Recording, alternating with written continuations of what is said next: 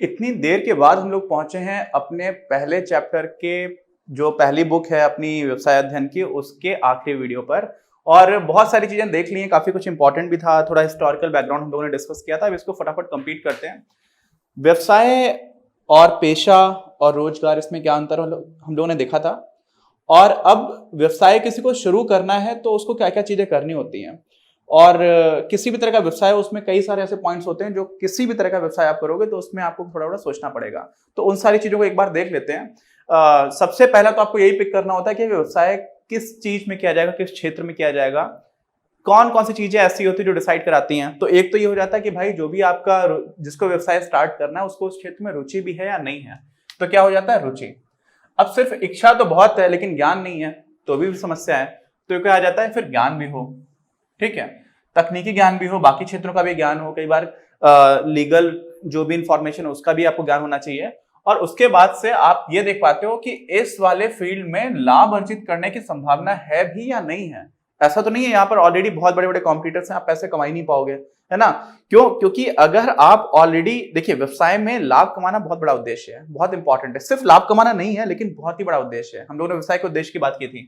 और ऐसे ही जो ग्राहक हैं उन लोगों की तरफ से आप देखो कि उनकी क्या नीड्स हैं, वो आप फुलफिल भी कर पाओगे। मान लीजिए आपको ज्ञान भी है किसी चीज का, आपकी रुचि भी है वो काम करने की, लेकिन ग्राहकों को जो डिमांड है वो आप कर नहीं पाओगे फुलफिल। तो आप इन सारी चीजों को सोचने के बाद से ये सोचते हो कि किस व्यवसाय में घुसा जाए, ठीक है। तो यहां पर स्वरूप का मतलब ये है कि किस तरह का व्यवसाय हो, कौन सा व्यवसाय आप करोगे, किस चीज का काम स्टार्ट करोगे, ठीक। अच्छा, दूसरा, फर्म का आकार कितना बड़ा हो। तो फर्म का आकार में 3-4 फैक्टर्स हैं जो इंपॉर्टेंट हो जाते हैं। एक तो ये होता है कि भविष्य में क्या जो आप कम काम कर रहे हो उसकी डिमांड बढ़ेगी, क्या उसकी मांग बढ़ेगी। अगर बढ़ेगी तो आप धीरे धीरे सोचते हो कि हम धीरे धीरे अपने फर्म का साइज बड़ा करते जाएंगे, ठीक है। तो भविष्य में संभावनाएं कैसी रहेंगी उस पर निर्भर करेगा। फिर जोखिम की मात्रा, अगर कोई ऐसा बिजनेस जिसमें बहुत ज्यादा रिस्क रहता है, बहुत ज्यादा रिस्क रहता है, तो आप क्या करते हो, उसका छोटे साइज में काम करते हो कि अगर रिस्क हो भी गया तो थोड़ा ही रहेगा, है ना, थोड़े ही पैसे का नुकसान होगा। बहुत बड़ा काम डाल दिया और वो बहुत ही रिस्की सेक्टर में आप काम कर रहे हो तो फिर बहुत ज्यादा नुकसान हो सकता है। तो जोखिम जितना ज्यादा है उतना ही साइज आपका छोटा होता है, ठीक है। अच्छा, नॉर्मली ऐसा होना चाहिए। फिर एक टर्म है, मैंने इसको इंग्लिश में ही लिखा है, बहुत ही ज्यादा इंपॉर्टेंट और कॉमन टर्म है इकोनॉमिक्स में। इकोनॉमिक्स ऑफ स्केल का मतलब ये होता है कि जैसे जैसे आप बिजनेस को बड़ा करते जाते हो वैसे वैसे जो औसत लागत है वो कम होती जाती है, हमेशा नहीं, बहुत सारी फील्ड्स में। जैसे आपको अगर हाइड्रो इलेक्ट्रिक पावर प्लांट लगाना है तो आपने बांध बनाया और उसके बाद से काम कर रहे हो, है ना। आपको बिजली का कोई दूसरा थर्मल पावर प्लांट लगाना है तो थर्मल पावर प्लांट में भी ऐसा होगा कि आप बड़े स्तर पर काम कर रहे होगे, बहुत ज्यादा मेगावाट या फिर गीगावाट का पावर प्लांट आपने लगाया तो उसमें जो लागत है काफी कम आएगी, ठीक। तो आप वहां पर अगर आप अपने अकेले होकर के काम करना स्टार्ट करो, हालांकि अब सोलर पावर बहुत अच्छे से कंपीट करना स्टार्ट कर चुकी है और एलॉन मस्क साहब भी उसमें बहुत काम कर रहे हैं। रूफ टाइल्स की बात थी, वो कभी अलग बता दूंगा। लेकिन आप ये समझिए कि बहुत सारे क्षेत्र ऐसे होते हैं जहां पर आपको तब ही फायदा हो पाएगा जब आप बहुत बड़े स्केल पर काम कर रहे होगे, ठीक है। तो अगर आप किसी ऐसे फील्ड में चले गए तब तो आपको बहुत सारा बहुत बड़ा काम करना पड़ेगा, तो फर्म का साइज भी बहुत ही बड़ा हो जाएगा, ठीक। अच्छा, इकोनॉमिक्स ऑफ स्केल का सिर्फ इतना मतलब है कि जितना बड़ा करते जाओगे उतनी चीज सस्ती होती जाए, है ना। जितना आप ज्यादा चीजें बना रहे हो उतना ही ऐसा नहीं कि जितना ज्यादा बना रहे हो तो टोटल कॉस्ट तो बढ़ेगी लेकिन एवरेज कॉस्ट, औसत लागत कम होती जाएगी। तो ये भी एक फैक्टर हो जाता है। ऐसे ही व्यवसाय की प्रकृति क्या है और उसका प्रकार कौन सा है ना। माइनिंग का काम करना है, खनिज पदार्थों को निकालना है, वो भी छोटा काम नहीं है। अब कई ऐसे काम होते हैं जो एक अकेला इंसान कर सकता है, कई ऐसे काम होते हैं जो एक अकेला इंसान कर ही नहीं सकता है, तो वो भी डिसाइड कर देता है ना। जैसे आपके पास कोई अपना स्किल है, पेशा करने का काम, जितने भी पेशे हैं, प्रोफेशंस हैं, आप डॉक्टर हो, आपने क्लिनिक खोल करके बैठ के अपना दुकान चला रहे हो, लेकिन आपको कुछ ऐसा काम करना है जो एक इंसान कर ही नहीं सकता, कुछ भी हो सकता है, कुछ भी आप बना रहे हो, कोई भी फैक्ट्री होगी उसमें एक इंसान कर ही नहीं सकता है काम। तो होटल्स भी आप चला रहे हो तो भी हो जाएगा कि खाना बनाने का काम किसी और का है। रेस्टोरेंट की अगर बात करते हैं, होटल में तो कोई एक मैनेजर भी होगा, सारी चीजों को देखेगा, साफ सफाई करने वाले लोग होंगे। तो किस तरह का बिजनेस उस पर डिपेंड करता है। तो फर्म का आकार क्या होगा ये इन सारे फैक्टर्स पर डिपेंड करता है, लेकिन ये काम भी डिसाइड तो किसको करना पड़ेगा, जो भी हमारा व्यवसाय शुरू करने जा रहा है, ठीक है। ऐसे आ जाता है कि स्वामित्व के स्वरूप का चयन क्या होगा। स्वामित्व का स्वरूप, अगला जो हमारा चैप्टर आएगा उसमें इन सारी चीजों को बहुत डिटेल में पढ़ेंगे। कई चीजें होती हैं। स्वामित्व का स्वरूप का मतलब क्या होता है? एक होती है सोल प्रोप्राइटरशिप। आपने बहुत सारे दुकानदारों के जो दुकान होती है उसके बाहर लिखा रहता है, प्रोप्राइटर का नाम लिखा रहता है। तो प्रोप्राइटर का मतलब ऐसा है कि जो अकेला मालिक है। तो दुकान चलाने वाले ज्यादातर लोग, एक इंसान होता है, कोई मालिक रहता है। फिर एक चीज होती है साझेदारी, जिसमें 2 या 3 लोग आ जाते हैं साथ में, है ना। 50 तक आ सकते हैं, लेकिन 3, 4, 5 लोग मिलकर के साझेदारी में काम कर रहे होते हैं कि प्रॉफिट होगा तो सब लोग इस हिस्से में बांट लेंगे, नुकसान होगा तब भी इस हिस्से में बांट लेंगे। तो वो कुछ डिसाइड कर लेते हैं। अच्छा, तो साझेदारी में नॉर्मली सोचो कोई क्यों जाएगा? क्योंकि साझेदार में क्या हो जाएगा, 2-3 फायदे होंगे। एक तो ये फायदा होगा कि ज्यादा लोग पैसे इकट्ठे कर पाएंगे। तो कुछ बड़ा काम करना है तो आपको ज्यादा पैसे की जरूरत पड़ेगी, तो ज्यादा पैसे मिल सकते हैं। साथ में साझेदार का एक और फायदा क्या है? एक और फायदा ये है कि हो सकता है कि मुझे उस चीज की जानकारी नहीं है जो मेरे एक साझेदार को है, तो मेरा साझेदार वो वाला काम देख रहा है, उसको मार्केटिंग की अच्छी जानकारी है, मुझे प्रोडक्ट बनाने की अच्छी जानकारी है, तो हम लोग साथ में काम करेंगे तो दोनों का फायदा हो जाएगा, है ना। तो ये वाली चीज भी होती है। नुकसान क्या है? नुकसान ये है कि साझेदारी में आपको थोड़ी बहुत लिखा पढ़ी करानी पड़ती है, बहुत ज्यादा नहीं होती है। लेकिन उससे बड़ा नुकसान ये है कि जब तक आप अकेले दुकान चला रहे हो तो आप अपनी मर्जी के मालिक हो। अब साझेदार भी आ गए हैं तो आपको उन सारे लोगों की बात भी सुननी पड़ेगी, है ना, उनकी भी बात माननी पड़ेगी, तो आप अकेले डिसीजन नहीं ले पाओगे। ऐसे ही कंपनी फॉर्म आ जाता है, संयुक्त पूंजी। इसमें 2 प्रकार होते हैं, पब्लिक कंपनी, प्राइवेट कंपनी, उसकी बात आगे करेंगे। लेकिन कंपनी में तो कोई भी मालिक बन सकता है, ठीक है। पब्लिक कंपनी में तो पब्लिक जनता भी हो सकती है, आप भी शेयर्स खरीद दीजिए किसी कंपनी के तो आप भी मालिक बन जाएंगे। तो होता क्या है, उसमें तो बहुत सारे लोग मालिक हैं, प्रबंधन अलग कोई कर रहा होता है। आप मालिक हो लेकिन आपके पास शेयर्स हैं, आपको कोई लेना देना नहीं है डे टू डे लाइफ में क्या चल रहा है, बस आप मालिक हो, ठीक है, आपके पास शेयर्स हैं। काम देखने वाले लोग मैनेजर्स हैं, जैसे सुंदर पिचई साहब गूगल के सीईओ हैं, तो वो काम देख रहे हैं, है ना। ऐसे एचडीएफसी बैंक है तो उसमें भी अभी एक बहुत सक्सेसफुल बैंकर बोले जाते हैं। ऐसे ही रवनीत गिल साहब पहले ड्यूश बैंक में हुआ करते थे, फिर यस बैंक में ट्रांसफर हुआ था उनका, उसके बाद से यस बैंक की हालत खराब थी तो वहां से निकल गए वो, और निकाल दिया गया। इस तरह की चीज हुई। तो होता क्या है कि प्रबंधन अलग रहता है, लेकिन उसमें बहुत सारा पैसा आप इकट्ठा करके काम कर सकते हो। तो किस तरह का स्वरूप होगा? एक अकेला ही मालिक रहेगा, या 5-6 लोग, 7 लोग, 8 लोग मिलकर के मालिक बन जाएंगे, जिसको साझेदारी बोली जाएगी, पार्टनरशिप बोलते हैं, या फिर हम एक कंपनी बनाएंगे। तो क्या होगा स्वरूप, उसकी बात करते हैं। इसी में 1-2 चीजें और आ जाती है। एक होता है कि हिंदू परिवार व्यवसाय कर रहा होता है, ठीक है, तो हिंदू फैमिली बिजनेस का भी एक फॉर्म आता है। ऐसे ही कुछ लोग होते हैं इनको सीधा सीधा प्रॉफिट नहीं कमाना होता है, लेकिन एक संगठन की आवश्यकता होती है, तो वो लोग क्या करते हैं, कोऑपरेटिव सोसाइटीज खोल लेते हैं, ठीक। तो वो सारी चीजें हम लोग अपने अगले चैप्टर में अच्छे से देखेंगे। लेकिन किस तरह का स्वरूप होगा वो भी कौन डिसाइड करेगा? जो हमारा उद्यमी है। तो ये भी आपको सोचना पड़ेगा। फिर उद्यम का स्थान, आपको कोई ऐसी सर्विस देनी है, टूरिज्म है ना, तो अब उदयपुर है, अच्छा शहर है, आपको उदयपुर में ही काम करना पड़ेगा। अगर आपको उदयपुर में टूरिज्म का काम करना था, ठीक है, उदयपुर में ही किसी चीज को आप दिखाना चाह रहे हो। ऐसे ही आप मान लीजिए दिल्ली स्पेसिफिक कुछ काम करना चाह रहे हो, तो फिर आपको दिल्ली में ही रहना पड़ेगा। यानी कि जो बाजार है जहां पर आप अपनी चीज को सेल करना चाह रहे हो, चाहे वो सर्विस हो, चाहे प्रोडक्ट हो, चाहे गुड्स हो, सामान हो, कुछ भी हो, वस्तु है या सेवा है, आप अपने बाजार से पास में रहोगे तो बाजार तक चीजों को पहुंचाने की लागत कम होगी, है ना। ऐसे ही आप ऐसी जगह पर हो जहां पर बहुत ही ज्यादा महंगाई है, जैसे मुंबई में आप कोलाबा रोड पर चले जाओ, मरीन ड्राइव पर जाओ, तो बहुत महंगी प्रॉपर्टी है। तो बहुत सारे लोग ऐसे हैं जो वहां पर काम करते हैं लेकिन वापस लौट करके दूसरी जगह पर आ जाते हैं, क्योंकि वहां पर रहना बहुत महंगा है ना। तो ऐसा होता है कि आपको सस्ता सामान मिल जाए, सस्ता श्रमिक मिल जाए, आप जिन लोगों को सैलरी दे रहे हो वो लोग भी सस्ती, उन लोगों को भी बहुत ज्यादा पैसे ना देने पड़े।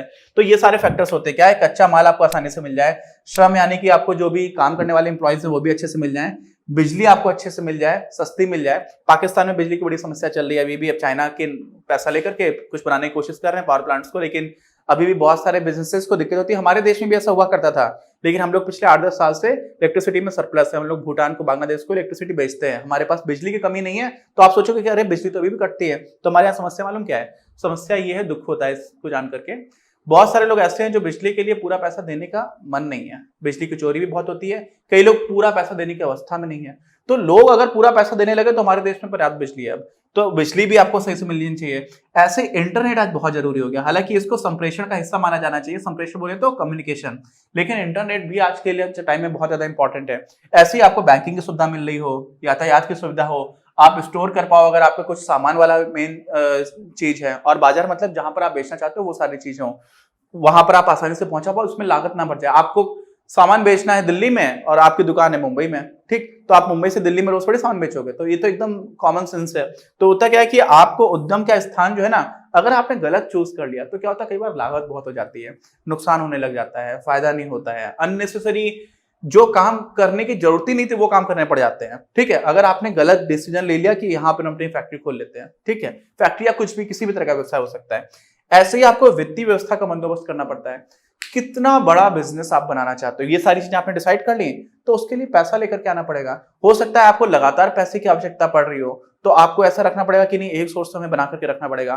फिर आपको कैसे उसको बांटना है लोगों में, कैसे सैलरी देनी है, कितने साल से सामान खरीदना है। तो इसमें 3 चीजें सबसे इंपॉर्टेंट आती हैं। पहले तो आता है कितना चाहिए, कितना पैसा लाना है, क्या आता है कितना, ठीक। दूसरा आता है कहां से, स्रोत क्या होगा, ठीक है। बैंक से आप ला सकते हो, शेयर्स इशू करके लोगों से आप ला सकते हो, कुछ लोगों से आप और अलग तरह के इंस्टीट्यूशन से, नॉन बैंकिंग फाइनेंशियल कंपनीज होती हैं, वहां से भी आप उधार ला सकते हो, है ना। आप डिबेंचर्स इशू किया जा सकते हैं, जिसको बोलते हैं हम लोग हिंदी में ऋण पत्र, वो इशू करके ला सकते हो। तो कहां से पैसे लेकर के आओगे, ठीक। फिर उसके बाद किस तरह से उसको उपयोग करोगे, किसको कितनी सैलरी दोगे, कौन सी चीज से कितना पैसा खर्च करोगे, किस चीज में, ठीक है। तो ये सारी चीजें भी डिसाइड करनी होती है किसको, जो हमारा एंटरप्रेन्योर है, जो उद्यमी है। और इसमें वही है, क्यों जरूरत पड़ रही होती है, आप सीधी सी बात है भाई, आपको स्थायी और चालू संपत्तियां। स्थायी संपत्तियां क्या होती हैं, जमीन खरीदनी है, फैक्ट्री बनानी है, एक ऐसी मशीन खरीदनी जो बहुत समय तक रहेगी। तो स्थायी मतलब जो काफी लंबे समय के लिए चीज है। चालू में क्या हो जाएगा, आपको कोई सामान बनाना है, तो मान लीजिए कपड़े का आपका काम है, तो आपको धागा खरीदना रहेगा, है ना। धागे को आप धागे से ही तो बनाओगे आगे की चीजें। जैसे आपको कपड़ा बनाना है अगर, तो धागा आपके लिए हो गया चालू संपत्तियों में। ऐसे ही देनदार होते हैं कि आपने किसी को सामान बेचा, उससे आपको पैसे मिलने हैं, तो आपने जो सामान बेचा तो सामान बनाओगे कैसे, वो हो गया। साथ में सैलरीज को भी हम लोग इस तरह के जो 1 साल के अंदर वाले खर्चे होते हैं उनको हम लोग मान लेते हैं। आपको बिजली का बिल देना है, टेलीफोन का बिल देना है, तो बहुत सारे उसके लिए छोटे छोटे इक्विपमेंट्स खरीदने हैं। तो ये सारी इन्वेंट्री बोलते हैं हम लोग उसको, ठीक है। बहुत सारी तो चालू संपत्तियां भी आपको चाहिए होती है और स्थायी भी चाहिए होती है। इसके लिए आपको चाहिए होता है पैसा, और पैसे के लिए उसी को पूंजी का आवश्यकता बोल सकते हो। कहां से, कितना, कहां से, और उसका उपयोग कैसे होगा, ये डिसाइड करना पड़ता है। फिर आपकी कोई भी किसी भी तरह का व्यवसाय हो, थोड़ी बहुत तो भौतिक सुविधाएं आपको रखनी पड़ती हैं। भौतिक सुविधाएं का मतलब क्या हुआ, कोई आएगा आपके यहाँ पर, आपने क्लिनिक भी खोला तो आप कुर्सी तो रखोगे उसके लिए, है ना, तो वो भी एक भौतिक सुविधा हो गई। पंखा तो होगा नहीं, तो वो गर्मी में बैठ करके परेशान हो जाएगा। अगर ज्यादा लोग आते हैं आपके यहाँ पर, तो आपको एक और रिसेप्शनिस्ट बैठाना पड़ेगा, जो उसको बताएगा कि हाँ आपने पैसे जमा कर दिए, फीस ले ली, फीस कलेक्ट करने के लिए किसी को रखना पड़ेगा, ठीक है। भौतिक सुविधाओं में यही है कि आप जो भी आप काम कर रहे हो, जिस स्केल का काम है, बहुत बड़ा है, तो आपको एक अलग से ऑफिस बनाना पड़ेगा। कौन लोग आपको विजिट करने आते हैं, हो सकता है आपने इतना बड़ा काम किया, आपके यहाँ पर पत्रकार आते हैं कि आपने कैसे ये काम किया, इस सारी चीजों को देखने के लिए। तो क्या होता है कुल मिलाकर के कि आपको सुविधाएं देनी पड़ती हैं, आपके लिए भी अच्छा रहता है, और साथ में वो स्मूथनेस लाता है, बिजनेस में स्मूथली चलता रहता है।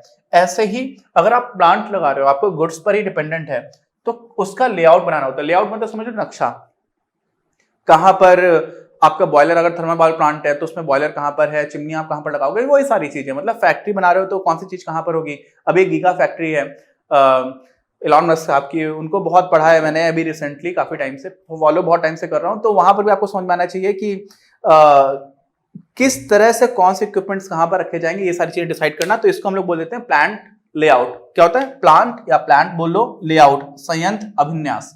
ऐसे ही अगला पॉइंट आ जाएगा, सक्षम एवं प्रतिबद्ध कामगार बल। ये बहुत इंपॉर्टेंट है। ये क्यों इंपॉर्टेंट है, हम लोगों ने कक्षा 11 की जो अर्थशास्त्र की किताब है, उसमें 5th चैप्टर है, जिसमें हम लोगों ने ह्यूमन रिसोर्स और ह्यूमन कैपिटल की बात की थी। अगर आपने नहीं देखा है तो उसको भी देख लेना। होता क्या है कि अल्टीमेटली लोग ही तो काम कर रहे हैं, समझ रहे हो। तो अगर आप कॉम्पिटेंट लोगों को नहीं ला पाए, सक्षम लोगों को नहीं ला पाए, और कमिटेड लोग नहीं है, प्रतिबद्ध नहीं है, उनके अंदर प्रतिबद्धता नहीं है, तो आपको फायदा नहीं होगा। इसलिए अच्छे लोगों को लेकर के आना बहुत बड़ी बात है ना। अच्छे लोग हों, लेकिन ऐसा नहीं कि बहुत महंगे हो जाएं। अगर आप बहुत अच्छे लोगों को ले आए, लेकिन वो बहुत ही ज्यादा सैलरी ले रहे हैं, और उतने ही अच्छा काम करने वाले बाहर से आपको अच्छे सस्ते में लोग मिल सकते हैं, तो भी समस्या है। तो ये ऐसा नहीं है कि हमें अच्छे लोग नहीं लाने, लेकिन साथ साथ हमें ये भी ध्यान रखना है क्या होगा, कि हमें श्रम अवेलेबल भी हो, लेकिन श्रम बहुत महंगा भी ना हो। तो स्थान भी ऐसा हो कि हमें आराम से बहुत ज्यादा पैसे ना दे करके अच्छी क्वालिटी का श्रम मिल जाए, ये भी डिसाइड करना पड़ता है, ठीक है। ऐसे ही अब अगर मान लीजिए आपको कोई ऐसा व्यवसाय जिसमें बहुत ज्यादा श्रमिकों की आवश्यकता है, एम्प्लॉइज की जरूरत है, तब को आपको ये वाला फैक्टर बहुत भी ज्यादा इंपॉर्टेंट है ना। अलग अलग व्यवसाय होते हैं, कुछ व्यवसाय ऐसे होते हैं जिसमें श्रमिकों की बहुत ज्यादा जरूरत है, कुछ ऐसे होते हैं जिसमें कैपिटल यानी कि बड़ी बड़ी मशीन की बहुत ज्यादा जरूरत है। तो वो किस तरह का व्यवसाय है उस पर डिपेंड करेगा।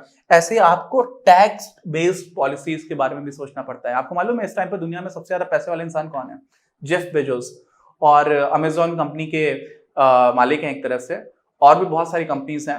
और उन्होंने, जो अमेजॉन है, अमेरिका में बहुत टाइम तक टैक्स नहीं देती आई है।